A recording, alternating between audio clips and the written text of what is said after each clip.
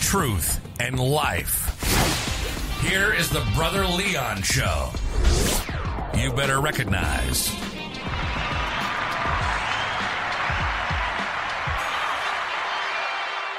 What's going on, listeners? This is your boy, Brother Leon, and you are tuning into another episode of the Brother Leon Show. Today, guys, we are going to go into this whole rabbit hole of sex, debauchery, kinkiness, BDSM.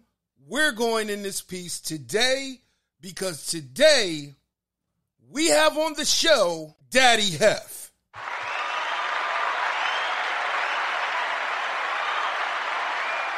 And today it's going to be, it's all coming out today. It's all coming out today.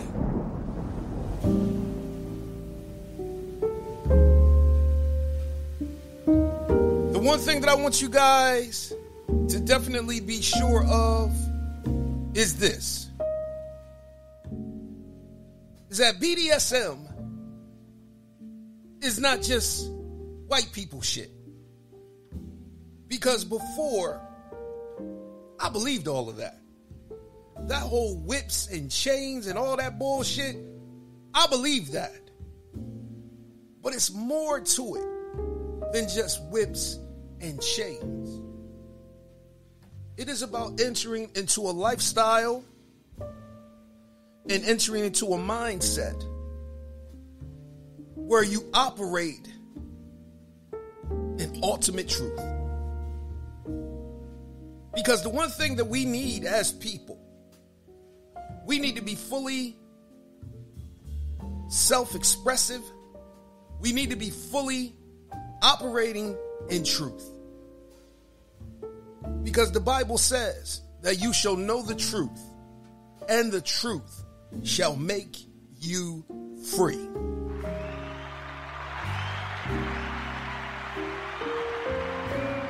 And so the one thing that I want you guys to understand and know with this interview, you all know about my book, Let No Man Put Asunder, Kick the Clergy Out of Your Bedroom. Today we're going to be talking about BDSM.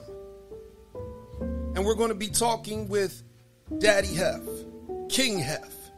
We're going to be talking about the Heff lifestyle. And so the one thing that I want you guys to understand is this. Is that this is a growing lifestyle and community. Because the one thing that I see with this lifestyle and community is ultimate trust. Ultimate trust between dominants and subs. And there is definitely a similarity between doms and pastors. Because doms offer and give discipline. Pastors offer and give discipline. And so the whole dynamic is a power dynamic. Are you willing to submit? Are you willing to trust? Are you willing to walk in truth? Because that is the lifestyle of BDSM. And I am so thankful that more black people are getting into it, that more black people are being free in their sexuality and expressing it. And so today, we are going to overcome the stigma, find out what the myths and truth is, and also see what this lifestyle is about, because it is a lifestyle. And Daddy Heff is promoting this lifestyle all over the place. Right now, he is in Georgia.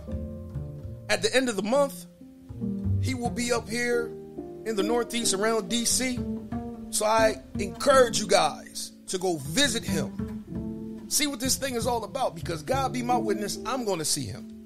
I want to see what this whole thing is about. Because I'm telling you, when I did my research and talked with different people, my eyes were open. And I'm like, yo, this is what we need. This is what a whole lot of people need. To be able to walk in truth. To be able to have that ultimate trust. And that's what relationships are. Truth and trust. Why is it that we are ashamed to say, hey, I like this, I'm into that. Why is that? Why is it that it's hard to disclose that I'm into BDSM, that I'm into kink, that I'm into debauchery? But I'm telling you, man, people are waking up. People are throwing off the shame and the stigma. So today, I just want to welcome Daddy Heff to the stage.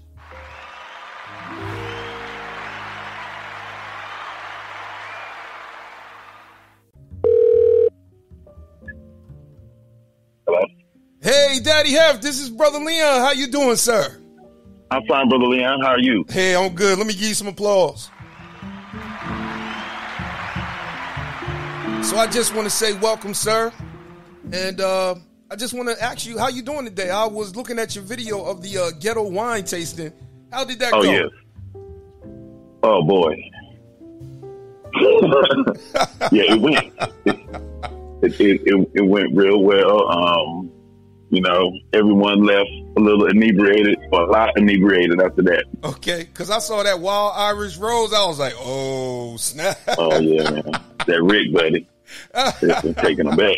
Oh, yeah. So, you know, a lot of people, you know, don't know about Wild Irish Rose. So, you know, I was looking for Thunderbird, but they didn't have any at that store. So. Oh, they didn't have any Thunderbird? Yo, No.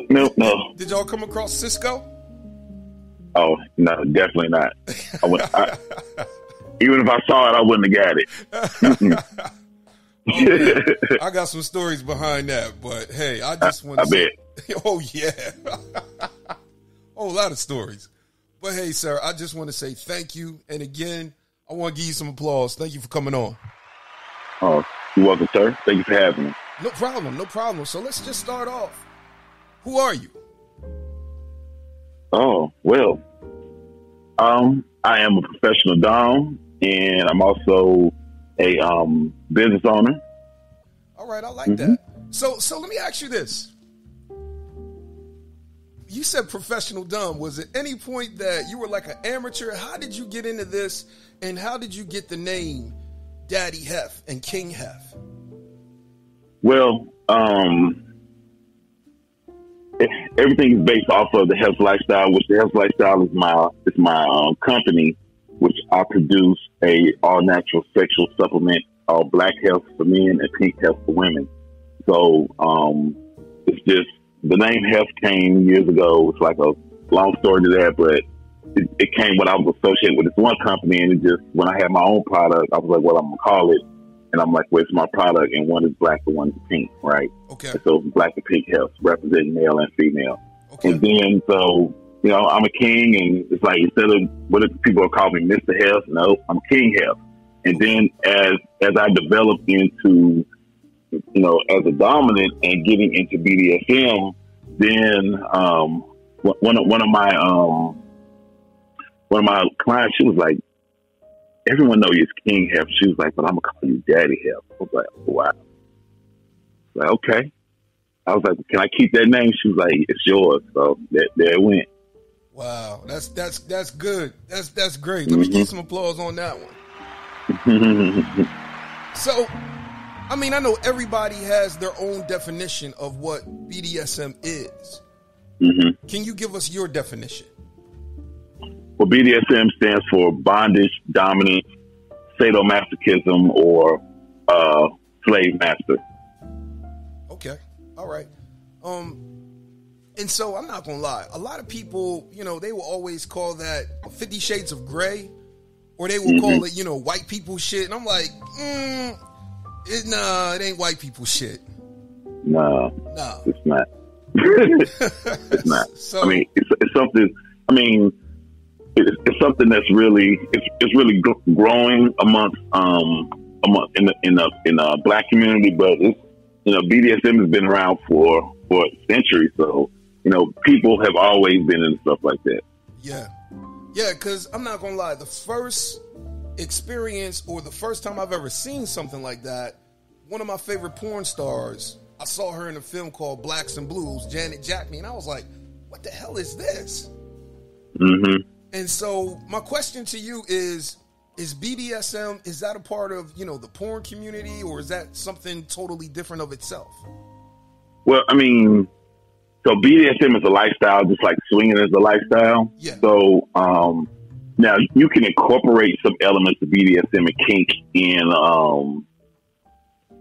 your sexual play, but it's not really BDSM doesn't have anything really to do in similarities to the pornography industry. Okay. I'm glad you cleared that up. So what are some of the other myths, surrounding it? Because, of course, white people shit, and people will say, yeah, it's part of the porn industry. Are there any other myths that we need to clear up? People think it's all about whips and chains. Yeah. Okay. All right. So it's not just whips and chains and so forth. I think I was looking at an interview and you said that the sub really is the one that controls a whole lot of things when it comes to the whole BDSM. Could you explain the relationship between the dom and the sub? What is that type of relationship like? Well, it is a wonderful union of trust, right? It's about power exchange and stuff like that, because most people who identify as a sub or want to be a submissive at that moment, they are in control in the majority of their lives, whether they're parents, whether they are teachers, or they have a kind of job where they are supervisors and stuff like this, or overall they have a dominant personality. So sometimes, with the right person, you can sort of allow yourself to let go and give them the control and give up all the control, right? Because you can't handle everything all the time. And once the person who decides and allows the dominant to earn the right to their control and their submission and their surrender, right? It's it's a beautiful thing. Yeah. But that's really the thing. And even when you're doing any kind of play, and there's a safe word, right? Yeah. So if the person who is having something done to them, which is called the bottom, right? Yeah. Once they say the safe word, you have to stop. Okay. Right. And at any moment, the submissive could be like, you know what, red bananas or whatever. I don't want to continue. And the dominant asks them, do you want to stop, or would you like to continue? And if they say, I would like to stop, then the whole time is over with. Okay. And then you go into what's called aftercare and stuff like that, and you prepare to really assist them in what they need to bring themselves back to a regular conscious state. Okay. So the one thing that I've seen with all of this, can I say that you get a person into subspace, and then it's almost like breaking down and building back up? Mm-hmm. Okay. So in the building back up, what I've heard and seen, with you is that there's a lot of affirmation going on and affirming. Are they asking you, hey, can you help me in this area? Can you relieve or take certain things off of me? And then that's how it starts. Well, I mean, it's just some of the questions that I ask someone who is interested in the session and who's looking at the book of private sessions. I mean, these are conversations that we have, and I ask them, I'll tell them, so I need to know 2 things that you want to release and get rid of, right?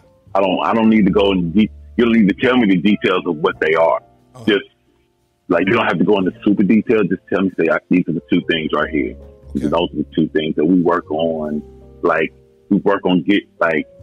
You telling yourself that stuff doesn't matter. I matter. You know what I mean? Yeah. Because what you're doing, you're pouring in goodness to your submissive. Because so many times in life, and with the new people looking at the news, people looking at Instagram, Twitter, social media, all kind of negative things, that you need to be the one that's pouring in some positivity into their lives. And there's a lot of negative. Most of us are conditioned to have negative self-talk, right? So this not the time for your negative self-talk. We're gonna get rid of that. We're gonna show you that whatever you've been holding in and it's stressing you, we can show you that you can let it go. Yeah. Right. And how you let it go is through the pain. Yeah. Releasing that pain. Mm-hmm. Yeah. So it's almost like you're receiving it, but then you're releasing it. If I could say Correct. that. All right. Mm-hmm. Okay. So let me ask you this: when it comes to this whole lifestyle, like, why is it so hard for people to sometimes admit, like, hey, I'm in the debauchery, I'm in the kinkiness, I'm in the BDSM? Mm-hmm. Why is it so hard at times for people to just, be free and be themselves? Because people are worried about what other people may think. Okay. Right. That's really, people are worried about people judging them. Well, first of all, if you don't tell people what you're doing, what's it matter? And even if they find out, what does that matter?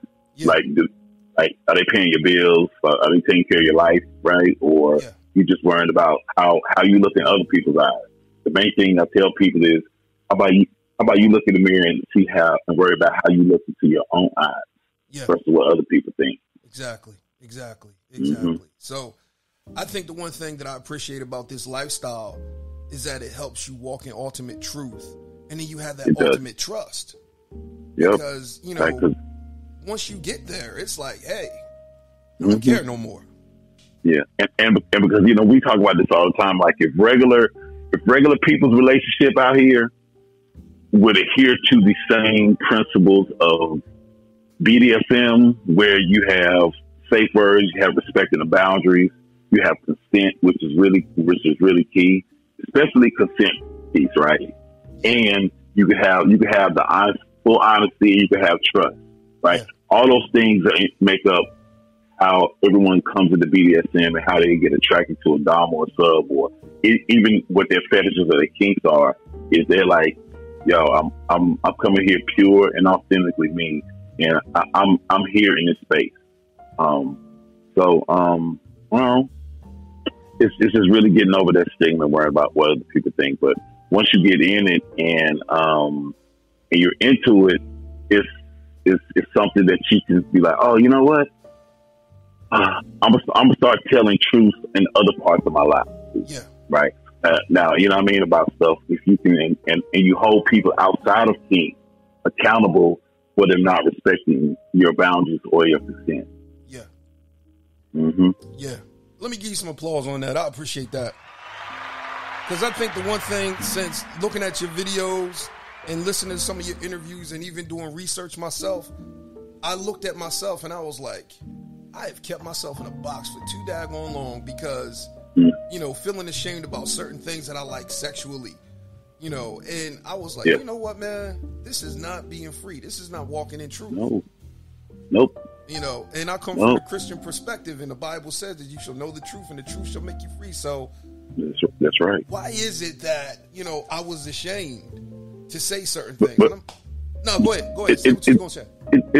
It's just the conditioning that was, it's basically a twisted, a twisted conditioning that was placed upon us. Like, yo, this is what you have to do. This is what you have to believe. So when our parents believe that, when their parents believe that, when their parents believe that, right? Yeah. That it's this book, you got to follow the rules, even though people read the book, but they don't follow the rules themselves. Right. Exactly. Like a lot of Christians are very judgy, on certain things about people, but what they doing is far worse. You know what I'm saying? What they judging you for. And if it ever came out, they would be highly embarrassed and, oh, it's a scandal. I'm sorry. I got to pray about it. Me and my family. Like, no, you know what you did, right? Like how many, listen, you can be Christian all day, but ain't nobody stop having sex. Exactly. A whole bunch of kids popping off. Exactly. Right? Yes. It's still people in church that cheating on their mates.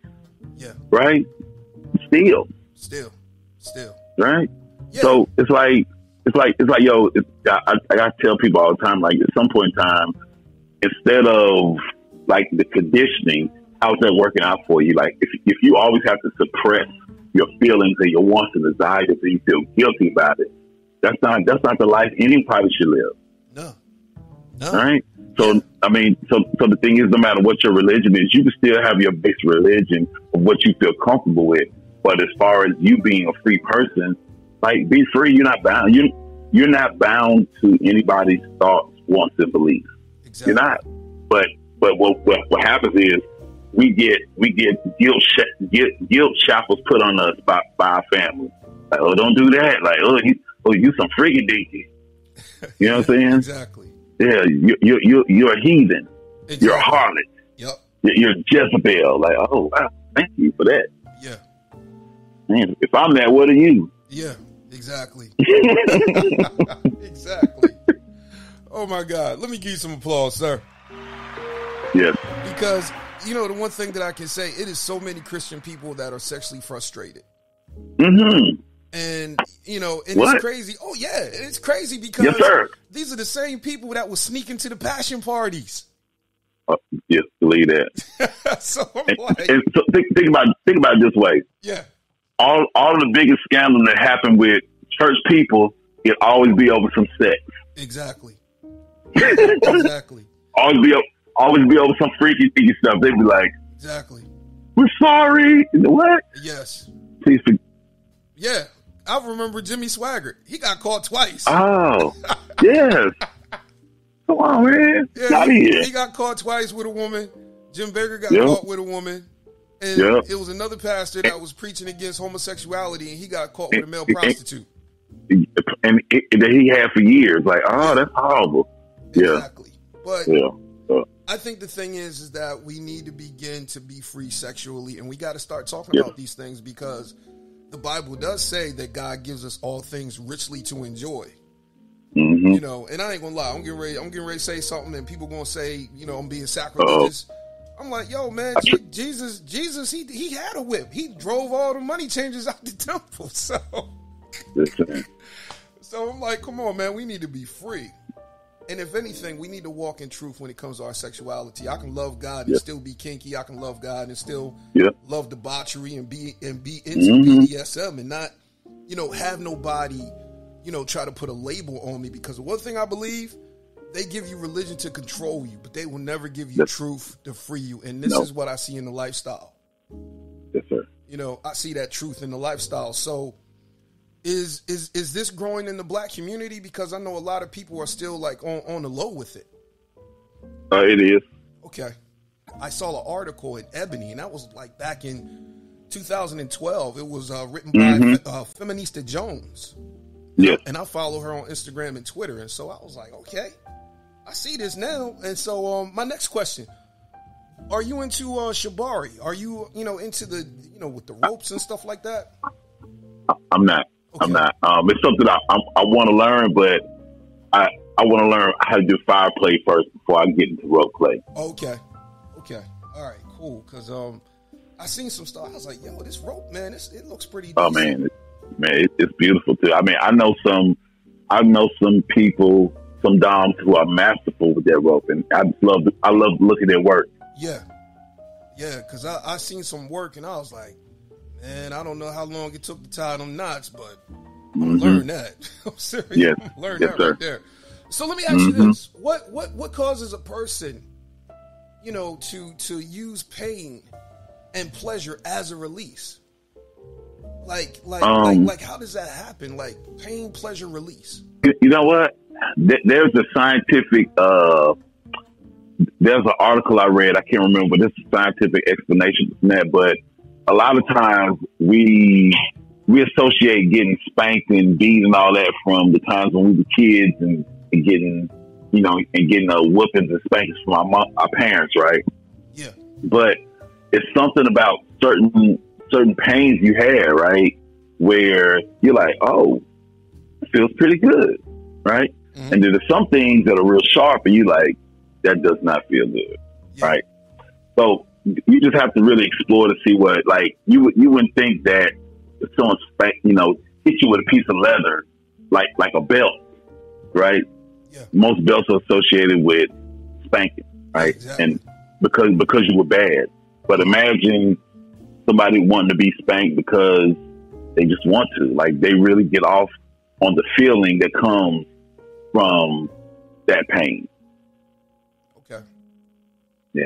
Yeah. Okay. All right. Cool. Let me give you some applause on that, because the next question I want to talk about the choking thing, because that right there, Mm-hmm. I'm like, yo, that's some dangerous shit right there. Because if it goes left, yes, sir. you definitely got to have quick. technique on that. So what is it about the whole choking thing? Well,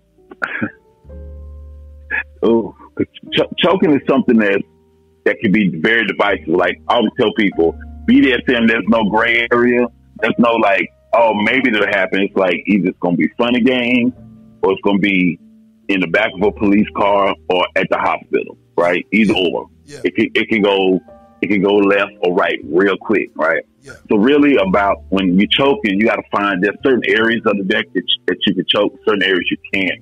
And you have to be very, very careful with that. And you can't just go in and squeeze hard. You have to start with just a little and gradually apply pressure and squeeze into the neck, right? So you always want to pay attention to the person you're choking, just simply because you can tell when they're about to pass out, right? Like tell them stop holding your breath, breathe through your nose, right? Yeah. And they got to relaxing to the feeling of having their windpipe cut off. Yeah. Okay, cause like when I saw one of your videos and I was like, whoa. And I'm not gonna lie, like my first experience seeing you, it was Dion Cole. He showed a video of you spanking. And I was like, and I ain't gonna lie, I saw you with the white suit. I was like, what pastor is this? I'm serious. I was like, I gotta go to his church, because I'm like, how is he getting his women to submit like this? Because all the brothers I talk to, they can't get their woman to submit at all. So I just wanted to see what was the secret, because I'm serious. I thought you was a pastor at first, and I thought that your demonstration was a church. I was like, I gotta go to this church. Wow. I need to talk to this brother. Seriously, that would be wild. Yeah, that would be. But that would be a wild church to go to. Oh yeah, that would be. It'd be the Church of Release. I'm serious. First Release Tabernacle. Oh my God, that is wild. Oh man, I can imagine you get another name, Pastor Heff. Oh my God. Oh man, that would be wild. A lot of people thought that, because here's the thing, right? Yeah. Like we've got to the point in life now that we're not used to seeing men dressed up. Yeah. Right? Like people have gotten so relaxed with what they wear. Like back in the day, a man always had several suits in his closet. Exactly. Right? Exactly. Like teenage little boys, teenagers, young men always had like at least 2 suits. Always had a black suit, always had a blue suit, right? Yeah. So the thing is that, like, I ain't gonna lie, I'm 51 years old, so I came up during a time where, like, I take pride in my look and my dress, right? So when I'm teaching class, I'm fly. Yeah. Right? So, yeah, like, you know how it is, Brother Leon, like, you gotta come fly. Like, you couldn't go in the club back in the day if you weren't dressed up. Exactly. Right? Exactly. You could not go in the club and have sneakers or jeans on. That did not happen. No. Right?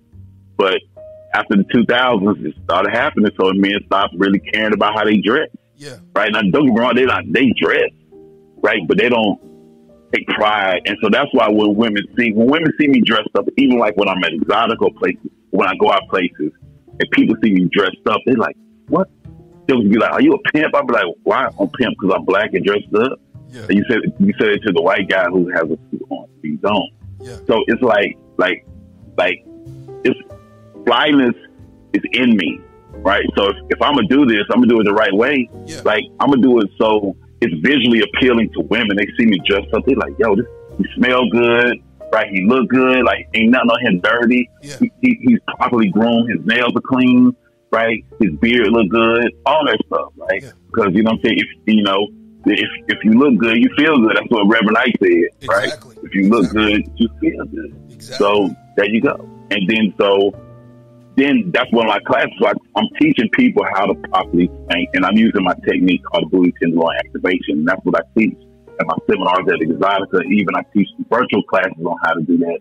And when I'm doing in-person classes, I teach that as well. Okay. So, a lot of people, that's what I'm saying, that people thought it's a preacher, but no, it's just a black. And so it's like, yo, yes, it sounds funny to think he's a preacher, but yo, hold up.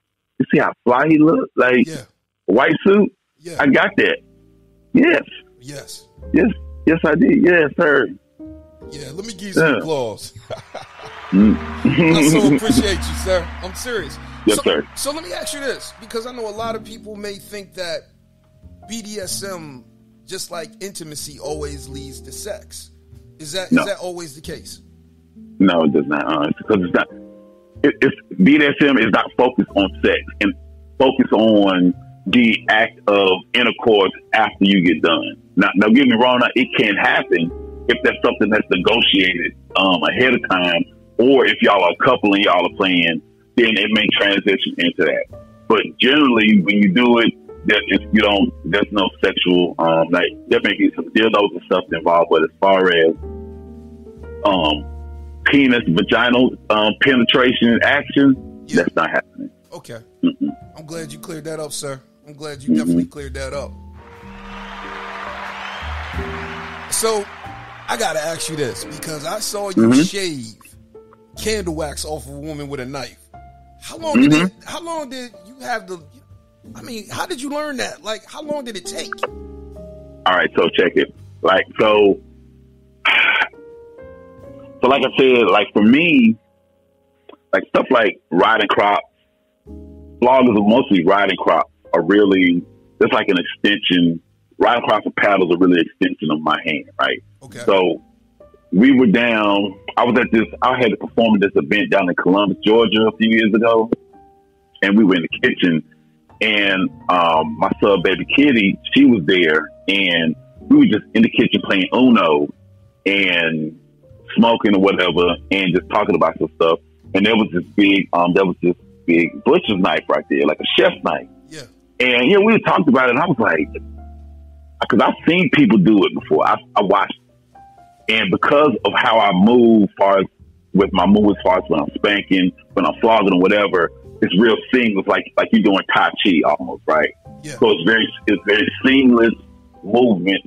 Even though they look aggressive, it's very seamless, like I'm doing Tai Chi, right? So I was just like, well, I'm gonna just take the knife, and I'm just gonna. I used the dole end first, ask her how it felt. And she was like, it feels good. I was like, do I have your consent to use to try it with the sharp end? And she said, sure, we'll try it. And I just did it, and from that point on, it was on and popping. Like it was that, but it took a while for me to use the point. Yeah. But just the taking the stuff off, like oil, because the dragging on the skin, and then taking the wax, it was lovely. So like it's something that I saw it happen, and I just was like, hey, you want to try it? Like I know it's dangerous. She knew it was dangerous. We knew the precautions. We had a first aid kit nearby. And it's like, listen, I'm not here to cut nobody. I don't like to see I'm not big. I don't like blood. So I don't want to see that. Okay. Like, so I don't want to cause any of that happen, but it's just, the knife is really, for me, out of everything, the knife is probably my favorite tool to use, but it's not for everybody. Everyone is to that point where they want to experience the knife, because it's a real knife that's used to cut meat and through bone, right? It's very sharp. Yeah, and you have to be very still, and you have to be very trusting. Yes, let me tell you something. Knife is the ultimate in trust, because listen, if you're making some sudden movement, someone may get cut or stabbed. Yeah, and they gotta trust that you're not there to injure them or harm them or cut them up. Yeah, exactly. Right. So that's why knife play. You got to be very focused. Like you can't have. And I'm advise people who listen to this, when you're doing anything BDSM, whether you're doing especially choking, please, no alcohol use. Right. No alcohol. Alcohol. Because think about it. Alcohol impairs your judgment. Okay. So if your judgment is impaired and you choke somebody, you don't know how hard you choking them. So you like, haha, I'm having fun. Yeah. I'm lit. Yeah. And then that. Yeah. Don't play with the knife. Just because you see the knife, me use the knife, please don't try that at home. Exactly. Yes. This is not for amateurs. Oh, no. This is not for amateurs. This is not Jackass the movie. To all my listeners. Oh no. Nah. It can end up with the last thing you want is a lot of blood places. You don't want that. Yeah, exactly. You gotta explain that when you go in the emergency room. What happened? Exactly. Exactly. Exactly. No. You know, the crazy thing about all of this, the way that I saw black people getting into this, I was actually watching the show Pose. You know, and then, you know, A.R. Jackson, you know, she was a dominatrix and everything during that part. And so she played the character Elektra. What I actually saw, I didn't hardly see any male doms, but I saw, you know, dominatrix and everything like that. Even some former porn stars are now, you know, female dominatrix and everything like that. So it's definitely growing. So explain to me, how did you come up with the philosophy of the Heff lifestyle?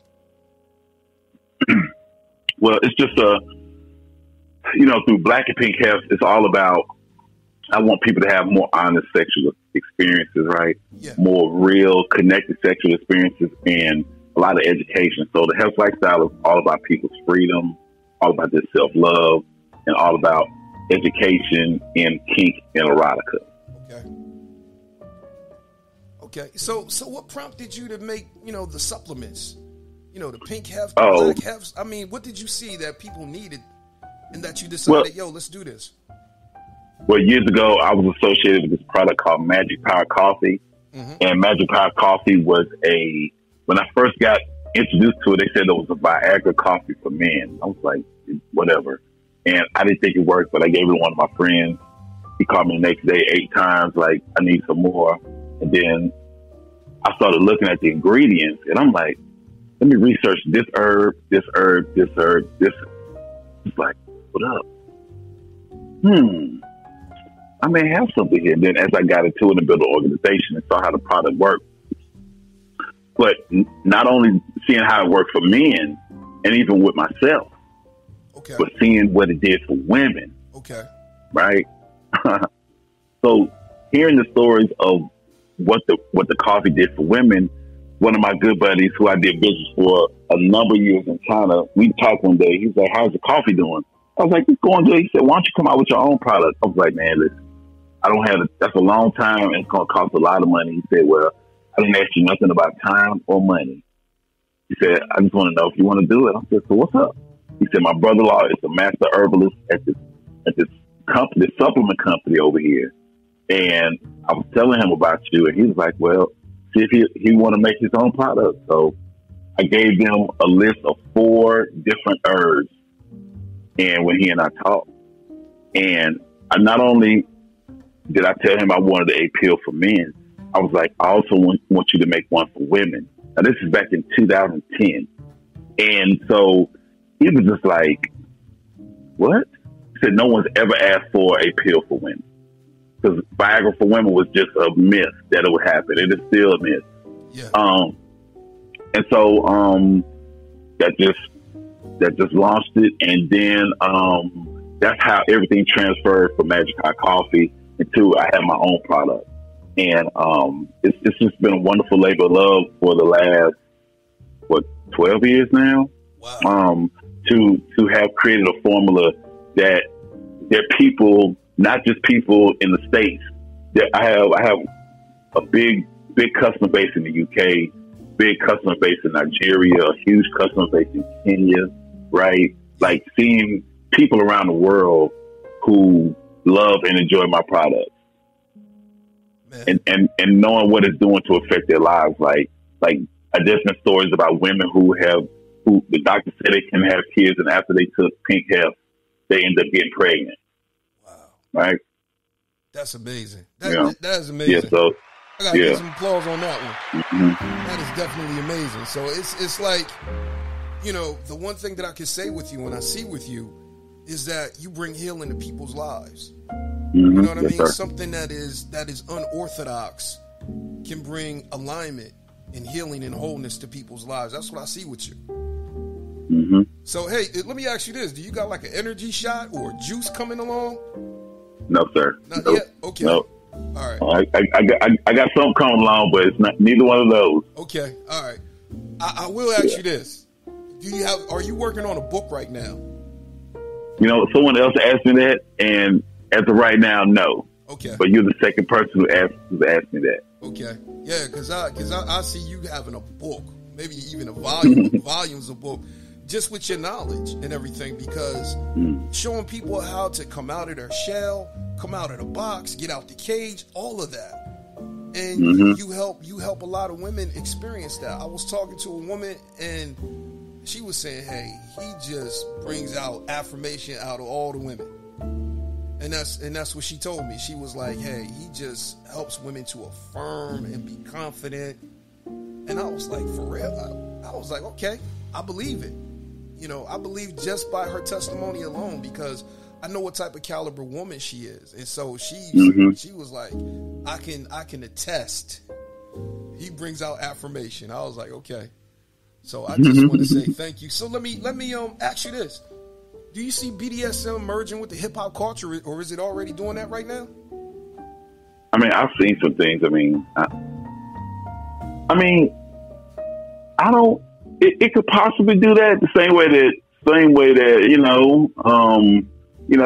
Uncle Luke Neal did, and then the ATL did it, and everybody in the South did it. Yeah. And then the New York cats started doing it, and everyone started having strippers. Okay. In their videos and stuff like that. It could possibly, but even like a lot of people may see some stuff and they may not know a lot about it. Yeah. But it's good to have a choker on and some latex or whatever. But it could just be a visual, the one to do something cool. Okay. But are they really into the lifestyle? Yeah. Exactly. Exactly, because I've heard you say, like, you might see a person with a collar on. They might be the sub, or you might have a dom that has a collar on it. You don't know who's never know. You never know. You don't know. Yeah. And the one thing about it is, don't go touch their collar. Exactly. Yeah. Exactly. So let me ask you this: are you seeing more communities starting to merge with the BDSM community, like the polyamorous, swingers, people in open relationships? Are you starting to see people merge with that? Or I mean, honestly, that has always been a part of the lifestyle, whether it's kink lifestyle or whether it's swingers, right? Yeah. Like BDSM and swingers stuff, they sort of go hand in hand at certain events and things like that. So, at most swingers events, you would always have a dungeon section in the swingers event. Okay. Especially in the swingers club. Oh, okay. Okay. Mm-hmm. So let me ask you this: Are there any because I was talking with a friend of mine and they were like, I ain't seen no black dungeons. I ain't seen no black dungeons nowhere. Mm-hmm. And so are there places, are there communities that you have a predominantly black dungeon, or are they mixed? Now, I'm pretty sure they should, but it's this one brother in Hollywood, Florida. He built a dungeon. She has a beautiful dungeon. Yeah. Down there in Hollywood, which is not that far. Well, it's probably about 20, 30 minutes from Miami. It's not that far from Fort Lauderdale. So, his dungeon is very nice. Okay. Very nice. But I mean, and now I actually have a guy who took one of my classes. He's in Charlotte, North Carolina. He and his wife, they built a dungeon space in their basement. Oh, okay. But as far as dedicated dungeon spaces, like this real big, I don't know of any black people who own one of those. It would be great though if they did. Yeah, definitely. So hey, anybody that's listening to this interview or going to listen to this interview in the playback, we need a black dungeon. Yes, definitely. Seriously. So let me ask you this: how can people follow you on social media and get a hold of you for like coaching and everything? How can people get a hold of you? Well, you could just on my Instagram page, Daddy Heff _. You can send me a direct message there. Be very specific about what it is you want. All right, when you ask me a question. If you're looking for any advice or whatever, there's a fee for my advice. And you can follow my me on Twitter, Daddy _Heff, and then follow my product pages at Black Heff and at Pink Heff. And you can follow the Heff Lifestyle too. Okay, I like that. And here's my final question. Explain the difference between submission and surrender. Because I heard you talk about that, and I was like, whoa. Yeah. Well, I mean, think about it this way, right? Yeah. So when someone submits, right, they're like, I mean, just like, I'm giving myself to you, right? They're kind of one and the same, but surrender is a little bit deeper, right? Because just because you submit to me doesn't mean that you'll fully surrender, right? I want you to hold up the white flag, like, no more fighting. I'm done. I give up, right? Surrender, like, you know what I mean? Like, just give it, like, give me your all. Like, give me your whole entire being. Give it here. Willingly, not by force. Yeah, willingly. Surrender. Yeah, I like that. Mm-hmm. Yeah. I like that because I hear a lot of guys, you know, that whole submission topic or narrative, it can be explosive at times. It can, and also, just because you feel that you are dominant, right? Yeah. If you see something on internet or whatever, you see me, King Noir, any of the others, any, you know, Sir Oya, you see any of these other doms out here, and you be like, oh, I could do that too, and I can tell a woman what to do. You submissive to me. You have to earn that submission. Submission has to be earned. Yes. It can't be expected, right? Just because you say you're dominant, what's that mean? Exactly. Like here's the thing. I'm gonna ask y'all this. I'm gonna have you ask yourself this question. When it's time to go to eat, are you always saying, "Hey, honey, what do you want to eat?" If you're saying that all the time, or when you go out to a restaurant, right, and you don't open the door for her, do you open the doors for her? At the car door, you open. You got to be a gentleman here. So dominance is all about not just saying you're a dom. Be a gentleman too. So open the doors, show them that chivalry isn't dead. Yes. And if you let her order her food, what you doing? Now, I'm not saying that you pick out her food, but if the waiter or waitress asks you what you want to eat, and she has to order her own food, you definitely ain't earning no submission. Okay, I get that. I like that. Let me give you some applause on that one. So in other words, it's the subtleties, it's the little stuff. Yeah. Okay. It's right. The little stuff. It's you know, because you're showing me like this is who I am, and you're letting that mind wander with the possibilities. Like, I kind of like, you know, I kind of like the new daddy, right? They be like, oh, what's up? Exactly. They're gonna look at you a little different. You know, they're gonna respond a little different because you're showing that you can lead. Exactly. Right, and you can take charge. Exactly. And not always rely on them to do it. Exactly. And a lot of women are looking for just a space and looking for a man that they could just relax and just be themselves and operate in their full femininity. Yep. So I definitely see that. So hey, let me give you some applause on that. Thank you, sir. You're welcome. You know, because that whole narrative, I'm like, it's been crazy. You know, that whole submission thing. And now you've explained it and even taken it a step further, you know, into the whole surrender point. It's like, okay, you really gotta be on point and know who you are and be willing to show that stuff. Show that, you know, show that chivalry and show that being a gentleman, because how is a person going to trust? You know, going to trust you in that. Like, listen, if they don't believe that you can keep them safe or you can protect them, they're not going to trust you. Yeah. It's not happening. Exactly. Right? You can talk all day you want to, but if they don't trust you, they can't relax. Exactly. They can't be comfortable. Exactly. They'll be present, but they can't be comfortable, relaxed. So you fight an uphill battle. Exactly. Well, the one thing I can say, I am so glad that you are doing your thing. Seriously, King Heff, I love what you're doing with this whole lifestyle, bringing people into this whole BDSM, and also the fact that more people are starting to be aware, the psychology behind it, the lifestyle, the core attributes with the trust and with the truth that's behind it. So I just want to thank you for spearheading a whole lot of this movement and everything. So I just want to say thank you, sir. Seriously. Oh, you're welcome, sir. You're welcome. So, hey, again, how can people get a hold of you and follow you on social media? Instagram, Daddy Heff _ Twitter, Daddy _Heff, at the Heff Lifestyle, and at Pink Heff and at Black Heff. Okay. All right. Sir, do you have any upcoming events or any place where people can see you live and see the demonstrations? Yeah, I'll be in Chicago next on this upcoming Wednesday, performing in Chicago. And then the only other place that I'm performing at is September 7th. No, I'm sorry. I'll be performing in Detroit on the 20th. Okay. And September 17th, I'll be performing at Sexual Essentials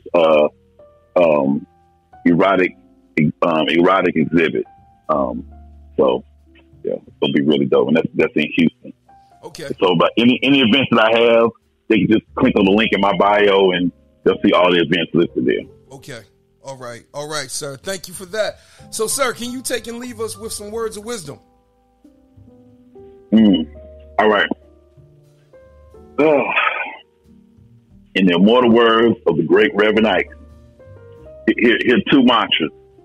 Every day in every way, I'm getting better and better. Every day in every way, I'm getting richer and richer. I like that. I love the fact that you quoting Reverend Ike. Let me give you some applause. Yes, sir. Because one thing I will say is this. He did say feeling gets the blessing. That's what it said. Seriously, feeling gets the blessing. So I'm like, man, we got to operate in all of that. I'm serious. Yes, sir. Because feeling gets the blessing. And that's what this lifestyle is about. That's right. Feeling that truth, feeling that trust. And feeling, letting go and being at your optimal, optimized self, your full self. So, I just want to say, hey, Daddy Heff, King Heff, I'm going to give you this thunder right here. You brought it. Thank you, sir. Seriously. So, hey, one thing that I can say is I thank you for being able to bring people out and say, hey, I'm kinky. I'm into debauchery. I'm into this lust lifestyle. I'm into BDSM. I just want to say thank you for bringing our people out. Oh, you're welcome, sir. All right, sir. You have yourself a blessed day. Thank you. You too. All right. Bye. All right. Bye. All right, guys. That was Daddy Heff. Man, I think the one thing that I want you guys to understand and know is this. This interview is definitely on point. I love the fact that we talked about being honest, being truthful, because that's what we need. To be honest with ourselves, to say, yes, I need to be touched a certain way. I like pain with my pleasure. And that's what we need to do and be. Because I am sick and tired of people being ashamed of themselves sexually and being ashamed to talk about sex and sexuality. Yes, I am into BDSM. Yes, I like oral sex. Yes, I like anal sex. Yes, I like a flogger. Yes, I like ropes.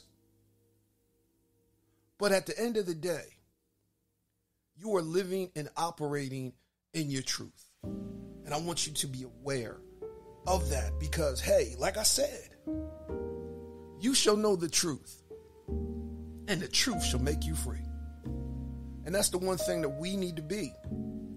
We need to be free in our sexuality. We need to be free in our expression.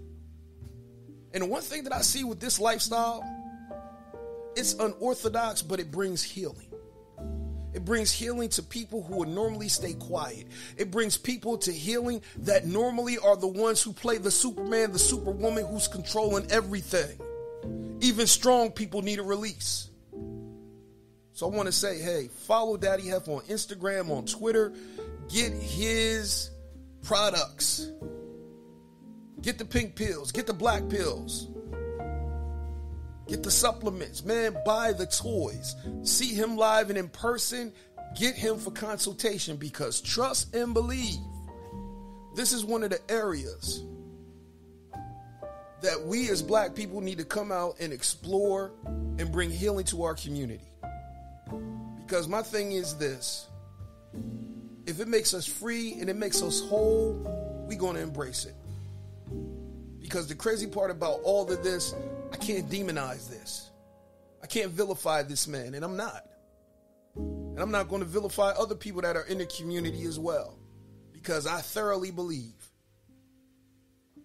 that this is for our people to be free, to be expressive, to be creative. And that's what God wants for us.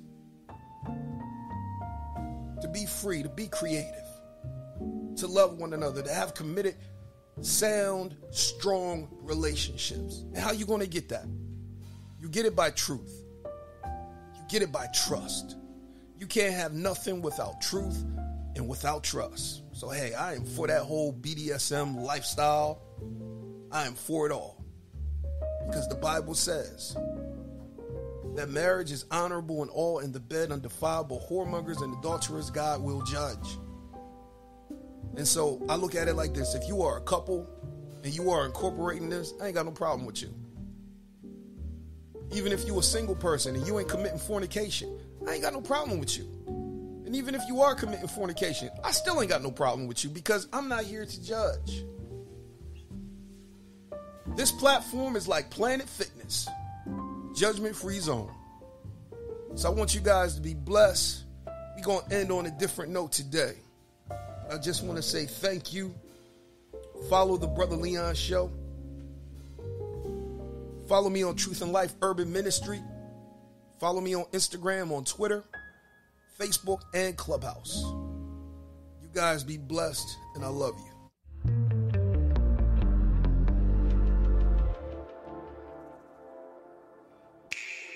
Don't prove me wrong, prove you right. Don't prove me wrong, prove you right.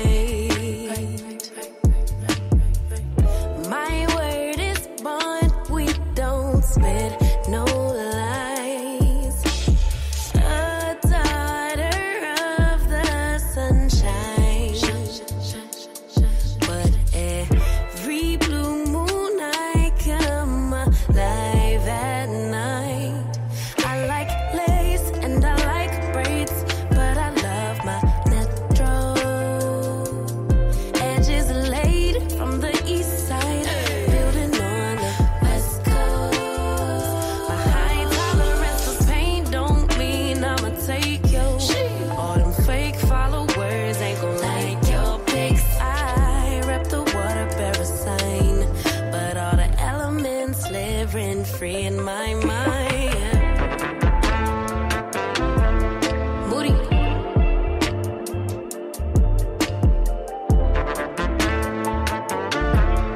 Moody.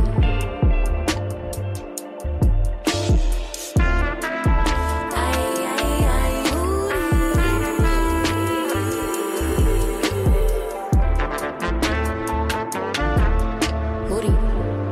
Oh, you big Moody. I crave love and attention, but I keep everybody at a distance. If I build it, will y'all really come?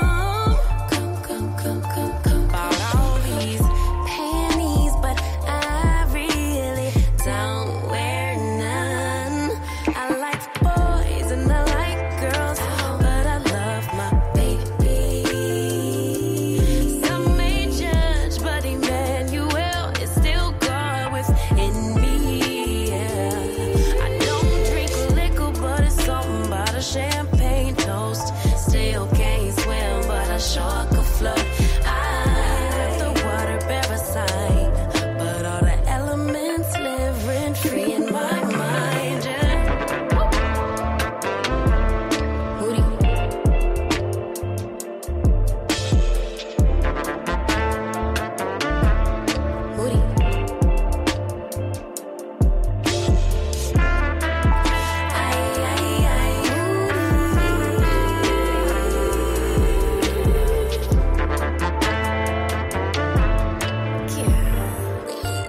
shine.